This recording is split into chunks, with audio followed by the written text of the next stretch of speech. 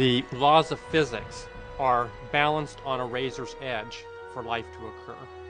What you have is a universe that is not only finely tuned for life to occur, but also has a beautiful, elegant mathematical structure, and a structure such that we can discover that structure. There's something about the universe that can't be simply explained just by the impersonal forces of nature and atoms colliding with atoms. And so you have to reach for something beyond the universe to try to account for it. The founders of modern science, like Copernicus and Kepler and Galileo and Newton himself, believed that the universe was the product of a mind, that it was intelligible to beings like ourselves because the universe itself was the product of an intelligent being. I was trained in journalism and law to respond to truth.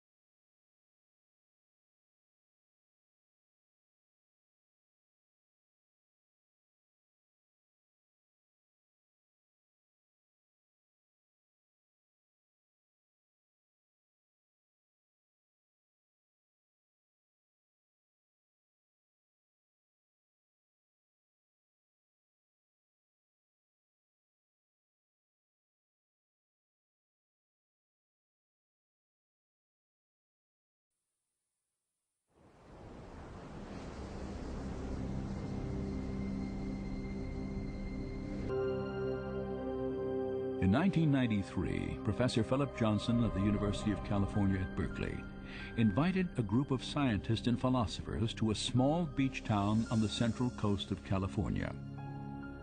They came from major academic centers, including Cambridge, Munich, and the University of Chicago, to question an idea that had dominated science for 150 years. I think Pajaro Dunes represented a turning point for many of us.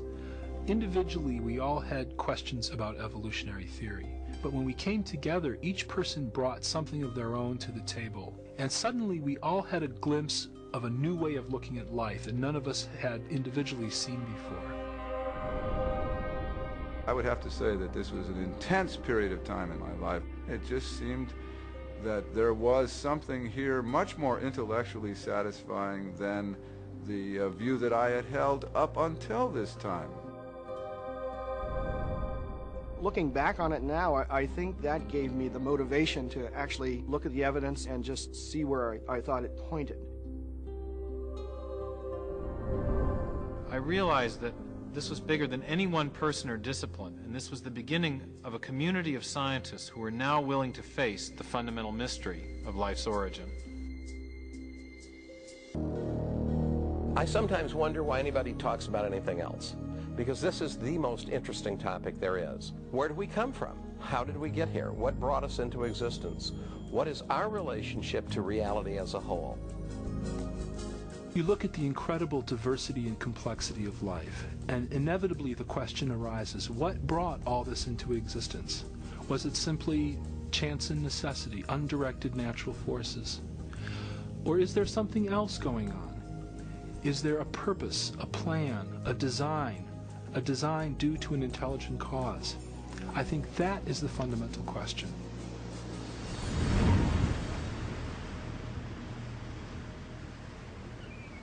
The scientists who came to Pajaro Dunes set out to re-examine the mystery of life's origin. For each had significant doubts about widely held evolutionary ideas. Among them, biochemist Michael Behe questioned how natural processes could have assembled the intricate structures found within living cells. Dean Kenyon was an evolutionary biologist who no longer thought that chemistry alone could account for the origin of life on Earth. And Stephen Meyer, Paul Nelson, and William Dembski were seeking a new approach, one that could explain the origin of the genetic information encoded in living organisms. these scientists and philosophers began to formulate an alternative to the central theory of modern biology, a theory born in the mind of a British naturalist. His name was Charles.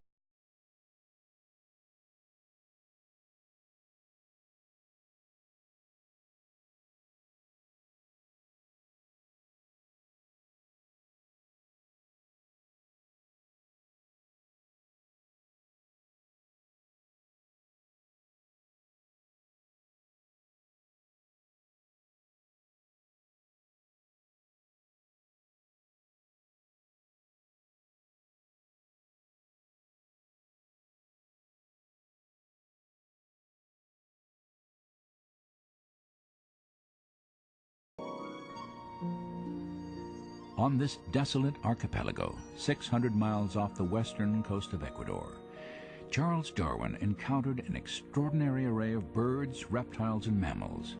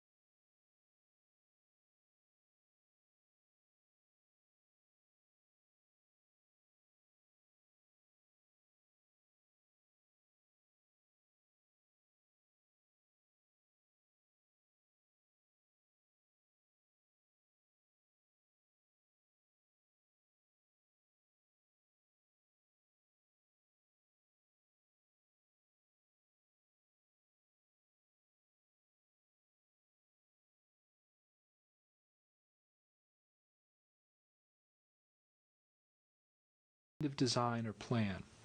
But a fundamental shift occurs with Darwin's idea of natural selection, and a real change in scientific philosophy is set in motion. Darwin was not the first scientist to propose a theory of evolution, but he was the first to offer a plausible naturalistic mechanism that could produce biological change over long periods of time. To understand how natural selection works, consider the finch populations Darwin encountered on the Galapagos Islands. 13 species of finches inhabit the Galapagos Islands, and they vary subtly in terms of their body size and shape of the beak. Darwin returned to England with 9 different species of these birds. According to contemporary Darwinian theory, differences in the sizes and shapes of the birds' beaks are the direct result of natural selection. One example often cited involves species of seed-eating finches.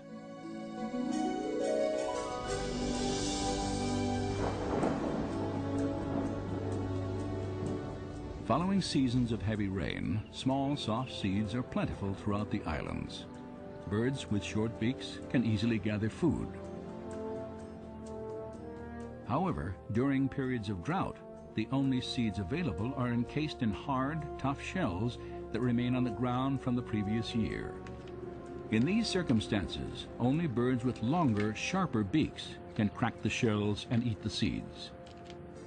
Those birds with the longer beaks survive because they can reach the food source, whereas other birds cannot. That long beak, then, confers what biologists now call a functional advantage.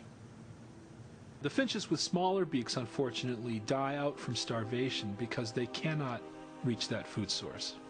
If the drought conditions continue, the environment causes a change in the features of the finch population as a whole. Over time, the long beaks are passed on to succeeding generations because those beaks enable the birds to survive. Natural selection was a powerful idea. Physical variations that proved advantageous would be inherited by succeeding generations.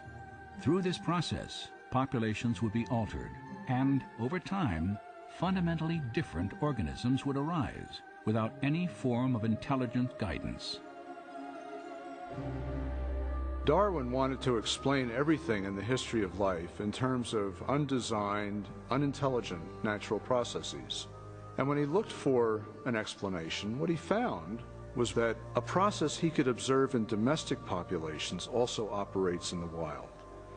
Now, Darwin himself was very familiar with domestic breeding. He himself studied pigeon breeding.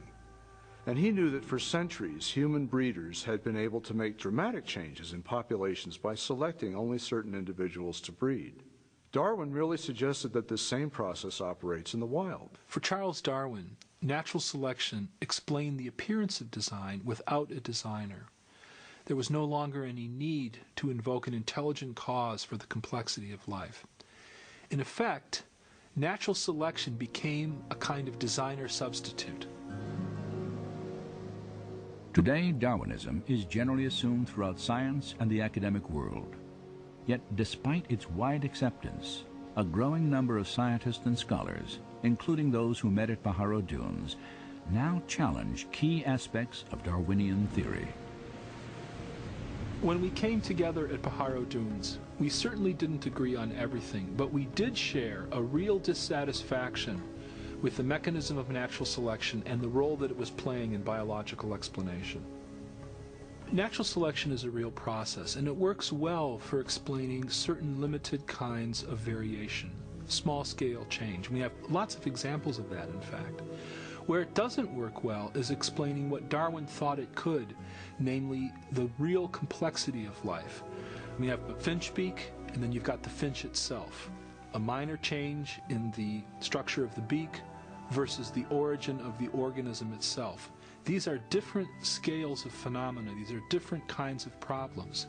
And the important problem for biology is to understand where natural selection works and where it doesn't, and why there's a difference.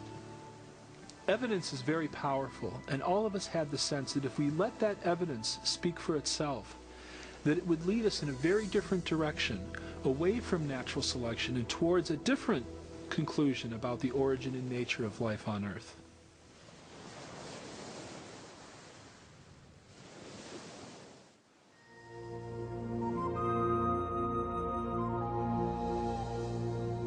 Natural selection acts only by taking advantage of slight successive variations.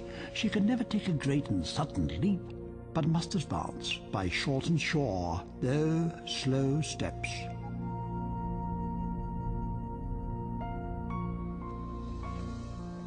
It's really interesting to notice that the more we know about life and the more we know about biology, the more problems Darwinism has and the more design becomes apparent.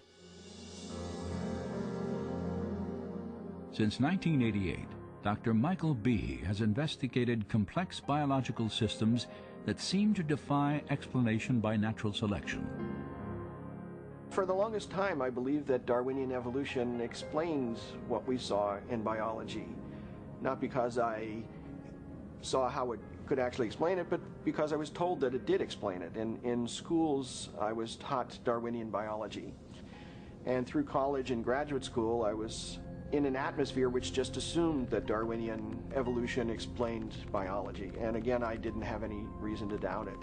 It wasn't until about 10 years or more ago that I read a book called Evolution: A Theory in Crisis by a geneticist by the name of Michael Denton, an Australian.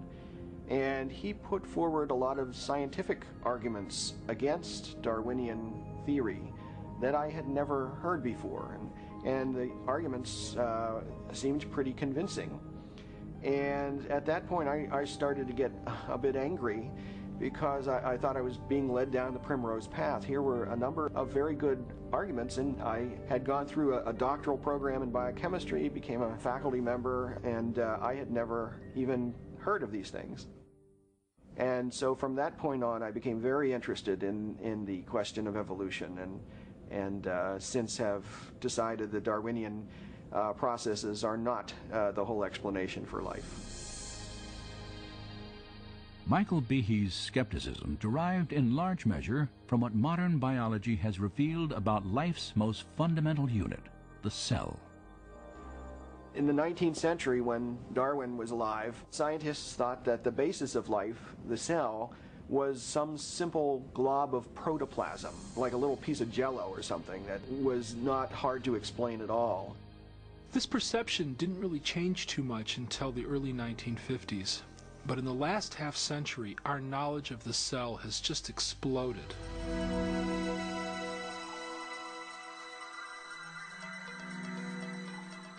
Today, powerful technologies reveal elaborate microscopic worlds.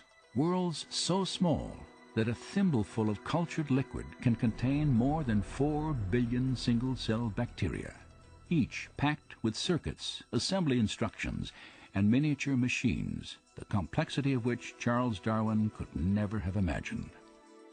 At the very basis of life, where molecules and cells run the show, we've discovered machines, literally molecular machines. There are little molecular trucks that carry supplies from one end of the cell to the other. There are machines which capture the energy from sunlight and turn it into usable energy. There are as many molecular machines in the human body as there are functions that the body has to do. So if you think about hearing, seeing, smelling, tasting, feeling, blood clotting, respiratory action, the immune response, all of those require a host of machines. When we look at these machines, we ask ourselves, where do they come from? And the standard answer, Darwinian evolution, is very inadequate in my view. In speaking on the topic of scientific naturalism and evolution... During the early 1990s, at a series of academic conferences, Behe first shared his doubts about the ability of natural selection to construct complex molecular machines. One machine particularly attracted his attention. I remember the first time I looked in a biochemistry textbook and I saw a drawing of something called a bacterial flagellum with all of its parts in all of its glory. It had a propeller and the hook region and the drive shaft and the motor and so on. I looked at that and I said, that's an outboard motor. That's designed, that's no chance assemblage of parts. Behe's reaction was not surprising, for the molecular motors that drive bacteria through liquid each depend upon a system of intricately arranged mechanical parts. These parts come into focus when portions of a cell are magnified 50,000 times. Biochemists have used electron micrographs like this one to identify the parts and three-dimensional structure of the flagellar motor.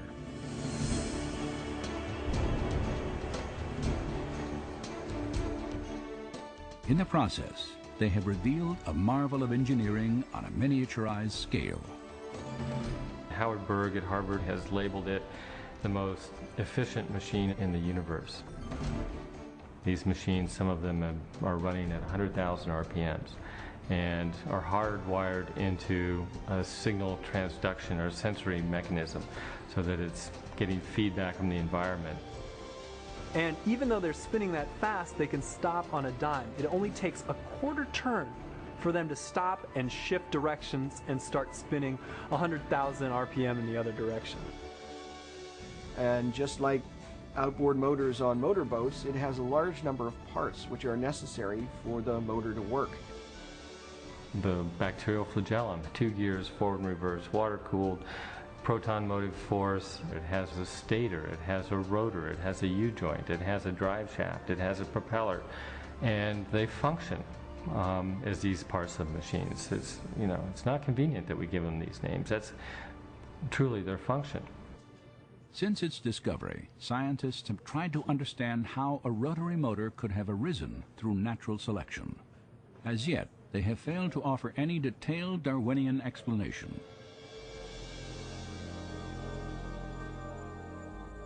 To see why, we must understand a feature of molecular machines known as irreducible complexity. Irreducible complexity was coined by Mike Behe in describing these molecular machines. Basically what it says is that you have multi-component parts to any given organelle or system in a cell, all of which are necessary for function. That is, if you remove one part, you lose function of that system. The idea of irreducible complexity can be illustrated by a familiar non-biological machine, a mousetrap. The trap is composed of 5 basic pieces: a catch to hold the bait, a strong spring, a thin bent rod called the hammer, a holding bar to secure the hammer in place, and a platform upon which the entire system is mounted. If any one of these parts is missing or defective, the mechanism will not work. All components of this irreducibly complex system must be present simultaneously for the machine to perform its function, catching mice. Irreducible complexity also applies to biological machines, including the bacterial flagellar motor. All told, there are about 40 different protein parts which are necessary for this machine to work. And if any of those parts are missing, then either you get a flagellum that doesn't work because it's missing the hook or it's missing the drive shaft or whatever, or it doesn't even get built within the cell. In evolutionary terms, you have to be able to explain how you can build this system gradually when there's no function until you have all those parts in place.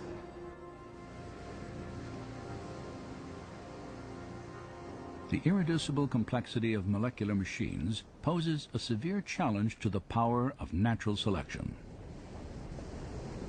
According to Darwin's theory, even very complex biological structures like an eye, an ear, or a heart can be built gradually over time in small incremental steps. Yet, as Darwin made clear, natural selection can only succeed if these random genetic changes provide some advantage to the evolving organism in its struggle for survival.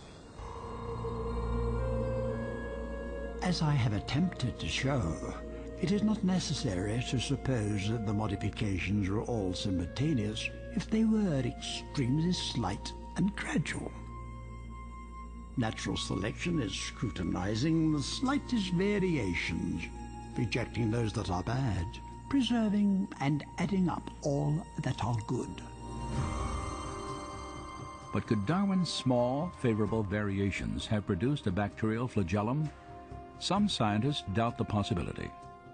How could something new, like a bacterioflagellar motor and all the components that go with it, how could it develop out of a population of bacteria that don't have that system? When each change, according to Darwin's theory, has to provide some kind of advantage. Imagine such a scenario early in the Earth's history. An evolving bacterium somehow develops a tail and perhaps even the pieces necessary to attach it to the cell wall. Yet without a complete motor assembly, this innovation would provide no advantage to the cell. Instead, the tail would lie immobile and useless, invisible to natural selection, which by definition can only favor changes that aid survival. The logic of natural selection is very demanding.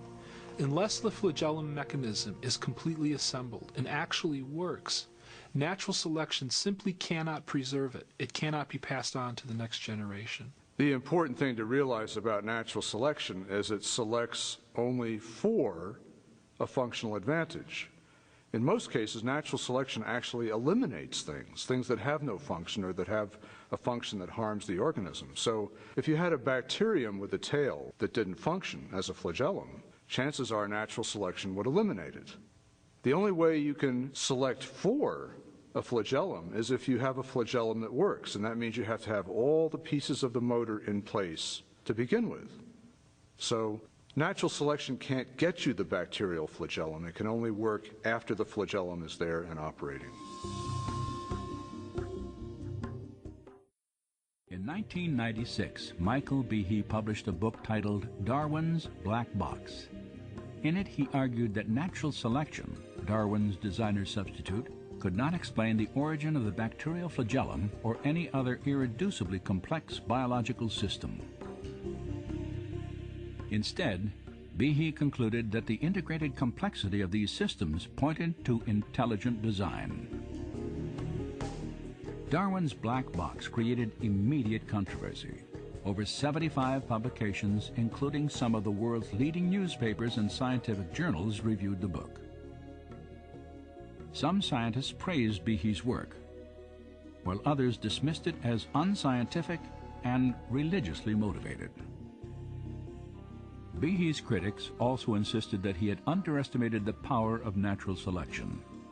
They argued that the flagellar motor could have been constructed from parts used to build simpler molecular machines, like this needle-nose cellular pump. If the components of the pump already existed, they could have been preserved by natural selection even before the bacterial motor arose. This theory is called co-option. It's essentially saying that evolution or natural selection at some point was able to borrow components of one molecular machine and build a new machine with some of these components. Scott Minnick has studied the flagellar motor for nearly 20 years. His research has led him to challenge the co-option argument. With a bacterial flagellum, you're talking about a machine that's got 40 structural parts. Yes, we find 10 of them are involved in another molecular machine, but the other 30 are unique. So where are you going to borrow them from? Eventually, you're going to have to account for the function of every single part as originally having some other purpose. So you can only follow that argument so far until you run into the problem of you're borrowing parts from nothing. But even if you concede that you have all the parts necessary to build one of these machines, that's only part of the problem. Maybe even more complex, I think more complex, is the assembly instructions. That is never addressed by opponents of the irreducible complexity argument. Studies of the bacterial motor have indeed revealed an even deeper level of complexity, for its construction not only requires specific parts, but also a precise sequence of assembly. You've got to make things at the right time. You've got to make the right number of components. You've got to assemble them in a sequential manner. You've got to be able to tell if you've assembled it properly so that you don't waste energy building a structure that's not going to be functional. Building a molecular machine has been compared to the construction of a house, where workers follow a detailed blueprint and plan for assembly. The foundation of a house is poured before the walls are erected. Plumbing and electrical fixtures are installed prior to enclosing the walls of the structure. Windows must be hung before siding is applied, and shingles are attached only after plywood sheets are nailed to the rafters. So it is with the construction of a flagellar motor. You build this structure from the inside out. You are counting the number of components in a ring structure or the stator, and once that's assembled, there's feedback that says, okay, no more of that component now. A rod is added, a ring is added, another rod is added, a U-joint's added. Once the U-joint's at a certain size and a certain degree of bend, about a quarter turn, that's shut off, and then you start adding components for the propeller. These are all made in a precise sequence, just like you would build a building.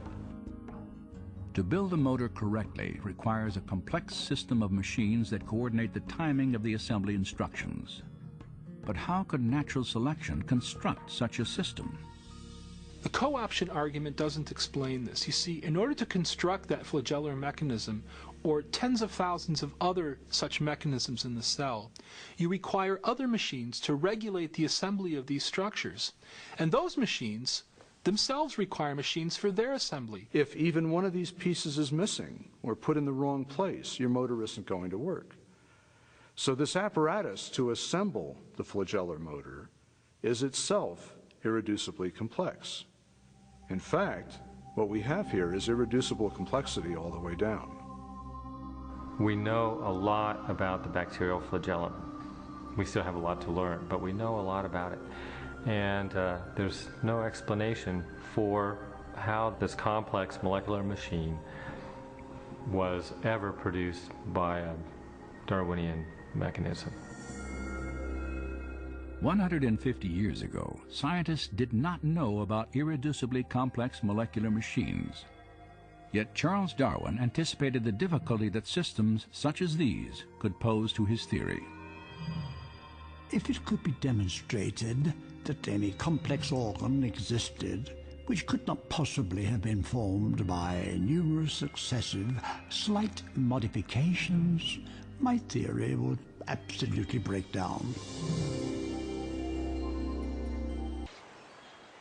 There are really two big questions in biology.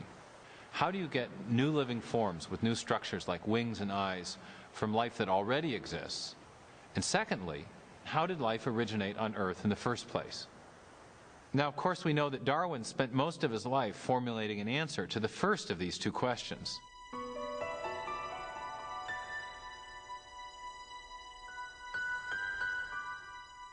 Charles Darwin compared the history of life on Earth to a great branching tree. The base of the tree represented the very first living cell, and the branches were new and more complex life forms that had evolved over time from the first primitive organism. Darwin was trying to explain how the branches on the tree of life originated. He was trying to show how natural selection could have modified existing organisms to produce the great diversity of plant and animal life that fills the Earth today. But when it came to the base of the tree, which represented the origin of the first life, the first living cell, Darwin had very little to say. In fact, in The Origin of Species, he didn't even address the question of how life might have originated from non-living matter. The only glimpses we have of Darwin's opinions on the subject appear in a letter he wrote to a colleague named Joseph Hooker.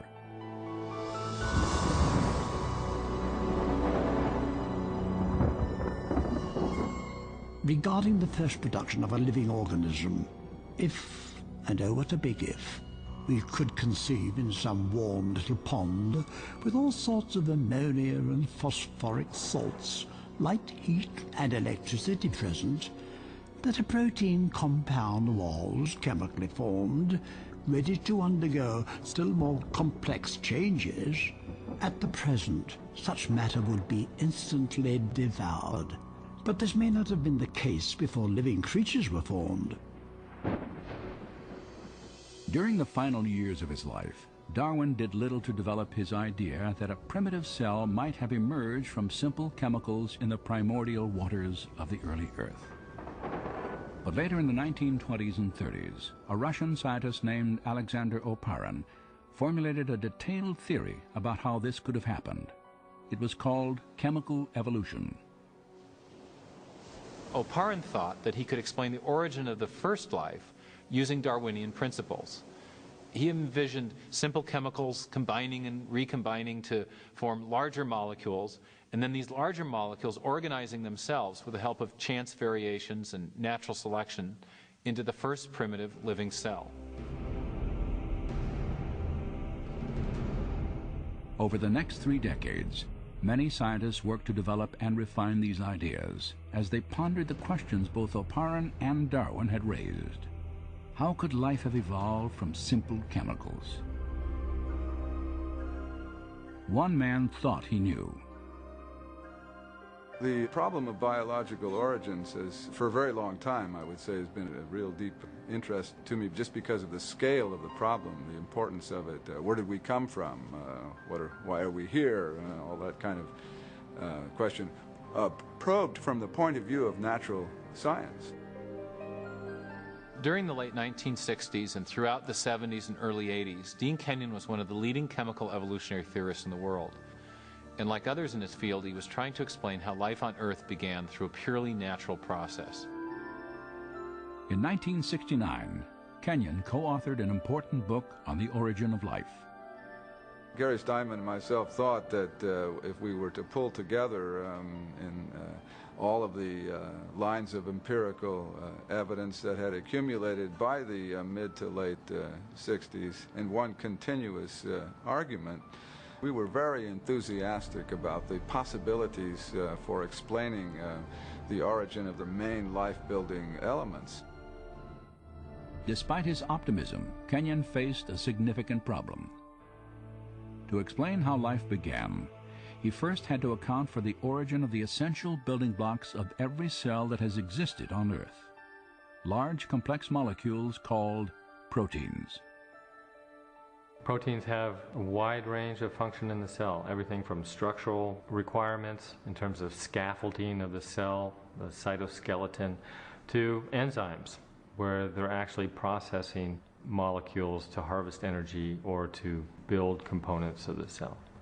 Proteins do pretty much all of the jobs inside of the cell, except for storing genetic information. That's left to the DNA, the RNA. But all the day-to-day jobs, cleaning up the cell, making energy, it's all proteins. Kenyon knew that proteins would have been as important to the first life as they are to living cells today. He also recognized the complexity of their construction. By the 1960s, scientists had determined that even simple cells are made of thousands of different types of proteins. And the function of these molecules derives from their highly complex three-dimensional shapes.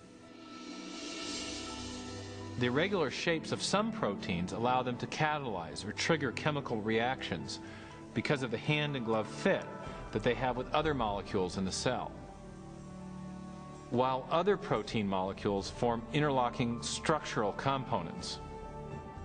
The individual parts of a bacterial motor, like this ring structure, are each made of either a single protein molecule or an assembly of proteins fitted together into a specific shape. These proteins are, in turn, made of smaller chemical units called amino acids that are linked together in long chains. There is a very great degree of intricacy of architecture down in the cell units in these protein-forming amino acids. In nature, 20 different types of amino acids are used to construct protein chains. Biologists have compared them to the 26 letters of the English alphabet. Alphabetic letters can be arranged in a huge number of possible combinations, and it's the sequential arrangement of the letters that determines whether you have meaningful words and sentences. If the letters are arranged correctly, you'll get meaningful text. But if they're not arranged correctly, you'll get gibberish. And the same principle applies for amino acids and proteins. There are at least 30,000 distinct types of proteins, each made of a different combination of the same 20 amino acids. They are arranged, like letters, to form chains, often hundreds of units long. If the amino acids are sequenced correctly, then the chain will fold into a functioning protein. Proteins are arranged with their amino acids in such a way that the amino acids collapse on each other into an architecture that is pre-programmed by the order of the amino acids. It folds into a certain structure, and that structure can do a certain function. So all proteins in the cell have a certain three-dimensional pattern that's based on the arrangement of amino acids in the chain. This arrangement is critical, for if the amino acids are incorrectly sequenced, a useless chain forms, and instead of folding into a protein, it will be destroyed in the cell. Proteins, like written languages or computer codes, have a high degree of specificity. The function of the whole depends upon the precise arrangement of the individual parts. But what produces the precise sequencing of amino acids that gives rise to the specific shapes and functions of proteins? During the 1950s and 60s, discoveries about protein structure forced biologists to confront this mystery. Dean Kenyon believed he could solve it. In his book Biochemical Predestination, Kenyon and his co-author Gary Steinman proposed an intriguing theory. Kenyon wrote, "Life might have been biochemically predestined by the properties of attraction that exist between its chemical parts, particularly between amino acids in proteins." At the time that biochemical predestination came out, I and my co-author were totally convinced that we had the scientific explanation for origins. Kenyon proposed that the chemical properties of the amino acids caused them to be attracted to each other, forming the long chains that became the first proteins, the most important components in the living cell. And this meant that life was effectively inevitable, predestined by nothing more than chemistry. Many scientists embraced Kenyon's ideas, and over the next 20 years, Biochemical Predestination became a best-selling text on the theory of chemical evolution. Yet 5 years after the book's publication, Kenyon quietly began to doubt the plausibility of his own theory. It was during that whole period of time that my doubts about certain aspects of the evolutionary account became apparent. When coming into contact with a powerful counter-argument given to me by one of my students, and I could not refute that counter-argument. Kenyon was challenged to explain how the first proteins could have been assembled without the help of genetic instructions. In living cells today, chains of amino acids are not formed directly by forces of attraction between their parts, the scenario Kenyon envisioned on the early Earth. Instead, another large molecule within the cell stores instructions for sequencing the amino acids in proteins. It is called DNA. Initially, Kenyon believed that proteins could have formed directly from amino acids without any DNA assembly instructions. And that's why so many scientists were excited about his theory. But the more he and others learned about the properties of amino acids and proteins, the more he began to doubt that proteins could self-assemble without DNA. In DNA, Kenyon encountered a molecule with a property he could not explain through natural processes. For locked securely within its double helix structure is a wealth of information in the form of precisely sequenced chemicals that scientists represent with the letters A, C, T, and G. In a written language, information is communicated by a precise arrangement of letters. In the same way, the instructions necessary to assemble amino acids into proteins are conveyed by the sequences of chemicals arranged along the spine of the DNA. This chemical code has been called the language of life, and it is the most densely packed and elaborately detailed assembly of information in the known universe. Like other scientists working on the origin of life, Kenyon realized he had two choices. Either he had to explain where these genetic assembly instructions came from, or he had to explain how proteins could have arisen directly from amino acids without DNA in the primordial oceans. And in the end, he realized he could do neither.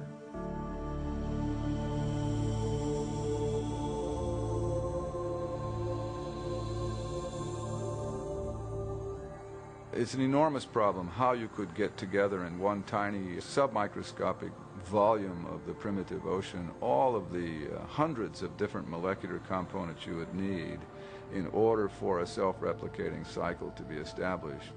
And so my doubts about whether amino acids could order themselves into meaningful biological sequences on their own without pre-existing genetic material being present just reached, I guess for me, the intellectual breaking point sometime near the end of the decade of the 70s. As Kenyon reevaluated his theory, new biochemical discoveries further weakened his conviction that amino acids could have organized themselves into proteins. The more I conducted my own studies, including a period of time at NASA Ames Research Center, the more it became apparent that there were multiple difficulties with the chemical evolution account. And further experimental work showed that amino acids do not have the ability to order themselves into any biologically meaningful sequences. Faced with mounting difficulties in his own theory and a growing body of scientific data about the importance of DNA, Kenyon was forced to confront the absolute necessity of genetic information. The more I thought about the alternative that was being presented in the criticism and the enormous problem that all of us who worked on this field had neglected to address, the problem of the origin of genetic information itself, then I really had to reassess my whole position regarding origins. For Dean Kenyon, a new question became the focus of his search for life's origin. What was the source of the biological information in DNA? If one could get at the origin of the messages, the encoded messages within the living machinery, then you would really be on to something far more intellectually satisfying than this chemical evolution theory. Yet Kenyon realized that he faced a narrowing set of options. By the 1970s, most researchers had rejected the idea that the information necessary to build the first cell originated by chance alone.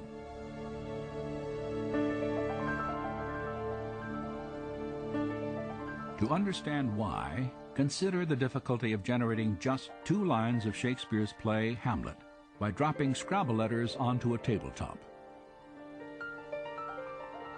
Then considered that the specific genetic instructions required to build the proteins in even the simplest one-celled organism would fill hundreds of pages of printed text. Of course, serious origin of life biologists did not believe that life had arisen by chance alone. Instead, they envisioned natural selection acting on random variations among chemicals to produce the first life. But there was a problem with this proposal. By definition, natural selection could not have functioned before the existence of the first living cell, for it can only act upon organisms capable of replicating themselves, cells equipped with DNA that pass on their genetic changes to future generations.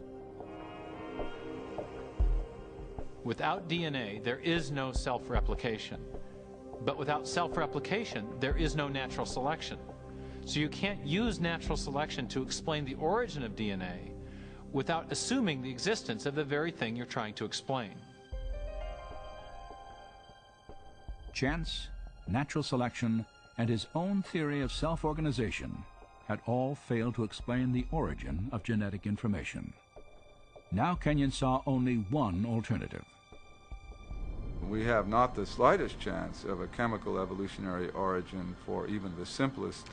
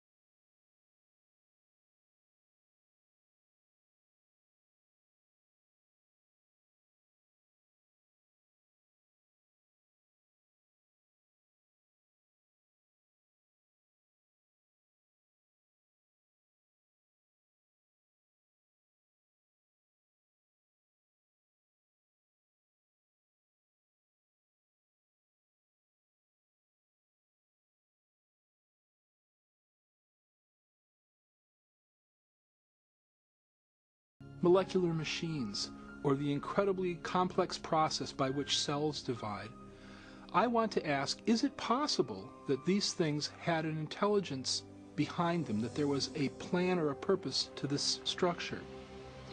Science ought to be a search for the truth about the world. Now, we shouldn't prejudge what might be true. We shouldn't say, I don't like that explanation, so I'm going to put it to one side. Rather, when we come to a puzzle in nature, we ought to bring to that puzzle every possible cause that might explain it. One of the problems I have with evolutionary theory is it artificially rules out a kind of cause even before the evidence has a chance to speak. And the cause that's ruled out is intelligence. Since the late 19th century, since the time of Darwin, in fact, in part because of Darwin's writing in The Origin of Species, scientists came to accept a convention, a definition of science that excluded the possibility of design as a scientific explanation.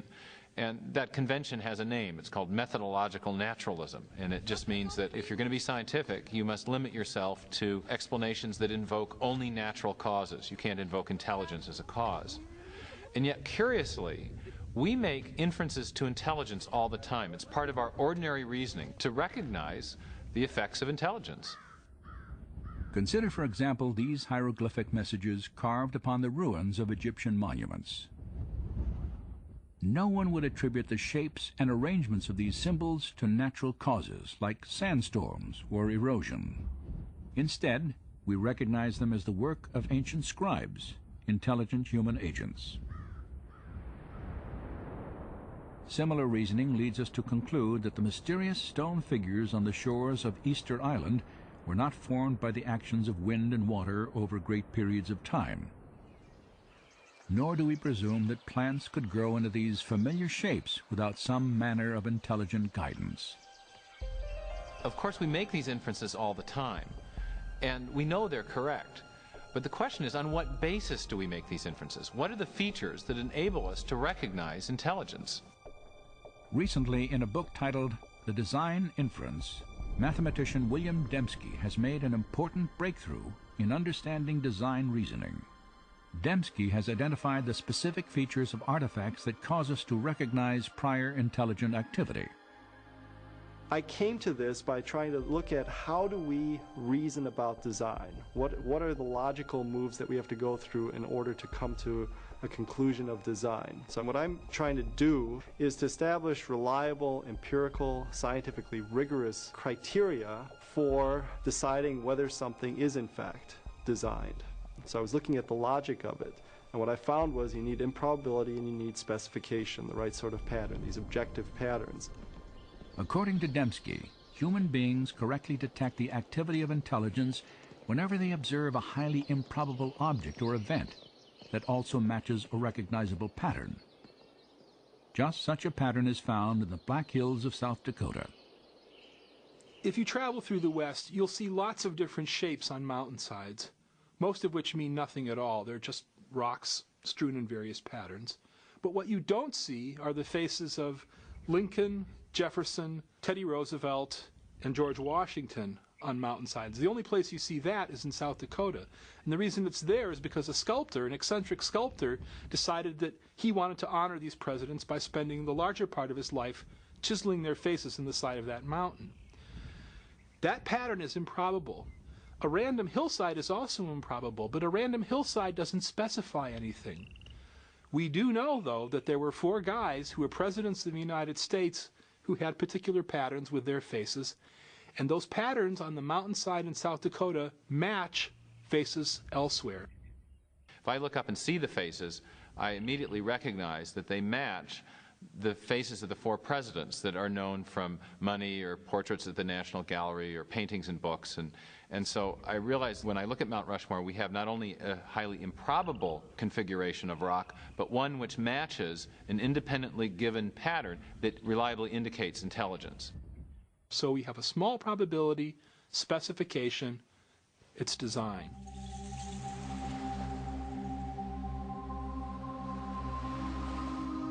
On a seashore, another improbable pattern etched into the earth illustrates how we detect design. no one would infer that this message was written by the movement of the tides. Instead, because of the characteristics of this pattern, we identify the words as the products of intelligence.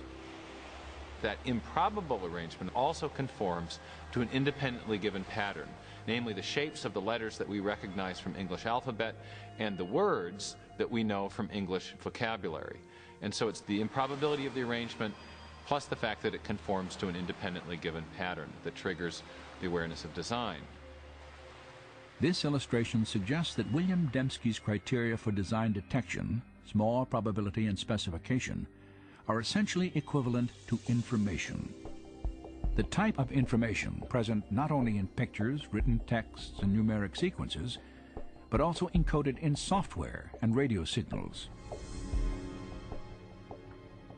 The ability to detect information in electromagnetic transmissions has made possible a unique search for intelligence. For more than 3 decades, astronomers involved in SETI, the search for extraterrestrial intelligence, have monitored radio signals from outer space in an attempt to find information-rich patterns. Typically, radio telescopes receive either random noise or simple repetitive signals, produced naturally by stars, galaxies, and other celestial objects. But astronomers recognized that if they ever identified an information-bearing signal, it would confirm the existence of intelligent life beyond the Earth.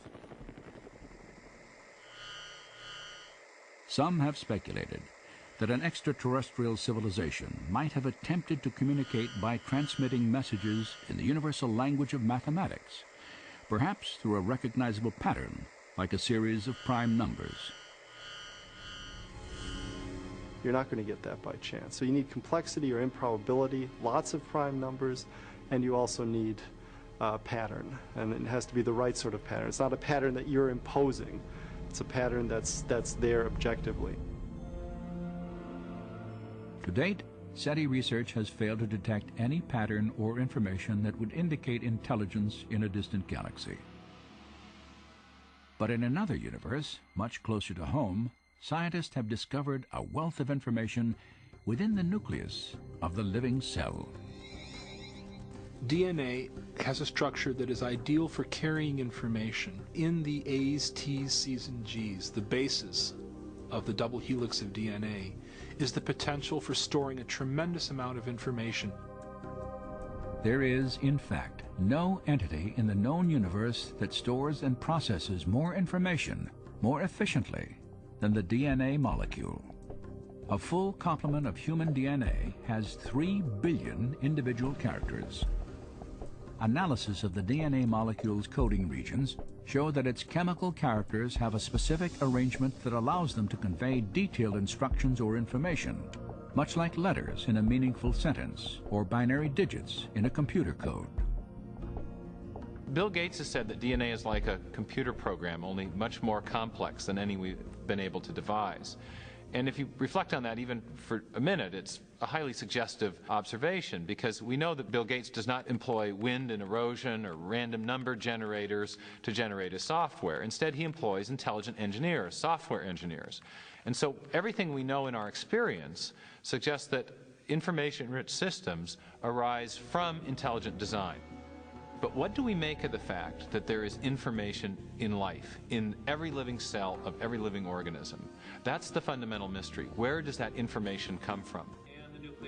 For the past 15 years, philosopher and scientist Stephen Meyer has worked to answer this question. Meyer has developed an argument to demonstrate that intelligent design provides the best explanation for the origin of information necessary to build the first living cell. The information that the DNA molecule holds.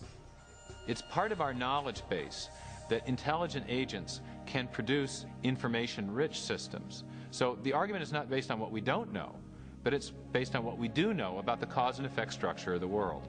We know at present there is no naturalistic explanation, no natural cause that produces information. Not natural selection, not self-organizational processes, not pure chance. But we do know of a cause which is capable of producing information, and that is intelligence. So when people infer design from the presence of information in DNA, they're effectively making what's called in the historical sciences an inference to the best explanation. So when we find an information-rich system in the cell, in the DNA molecule specifically, we can infer that an intelligence played a role in the origin of that system, even if we weren't there to observe the system coming into existence. Meyer's work on the origin of genetic information is now part of a comprehensive scientific case for design that grew out of a meeting of scientists and philosophers on the central coast of California in 1993. Their objective was to reassess an idea that had dominated biology for more than a century. In the process, they gave birth to a theory that has become known as intelligent design. To me, the great promise of design is it gives us a new tool and explanation that belongs in the toolkit of science. Intelligent causes are real, they leave evidence of their existence, and a healthy science is a science that seeks the truth and lets the evidence speak for itself. The argument for intelligent design is based on observation of the facts. Now that's my definition of good science. It's observation of the facts. Now when you observe the facts, as Michael Behe has done, what do you observe?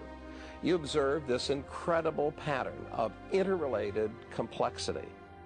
And the way we conclude intelligent design for the bacterial flagellum is the same way we conclude intelligent design for an outboard motor. When we see an outboard motor, we see the way the parts interact and so on. We know somebody made that. The reasoning is the same for biological machines. So the idea of intelligent design is a completely scientific one. Certainly it might have religious implications, but it does not depend on religious premises.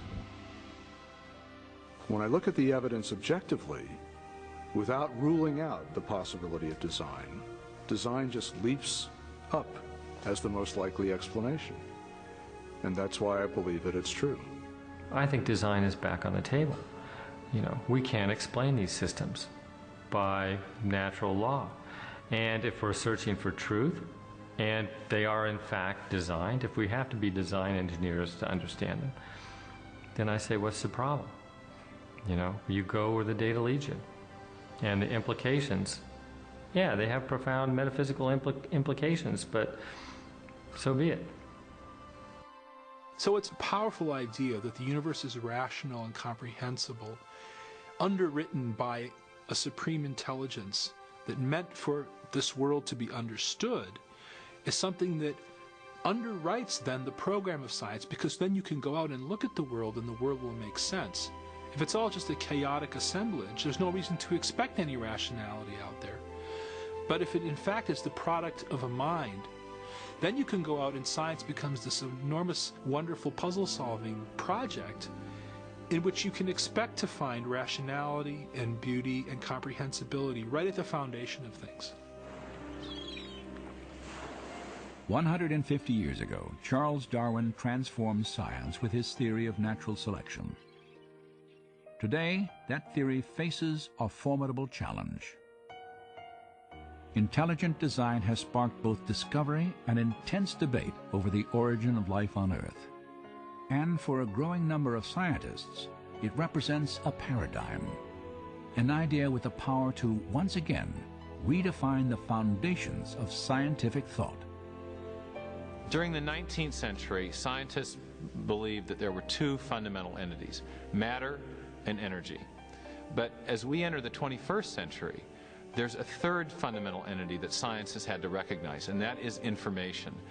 And so as we encounter the biology of the information age, the suspicion is growing that what we're seeing in the DNA molecule is actually an artifact of mind, an artifact of intelligence, something that can only be explained by intelligent design.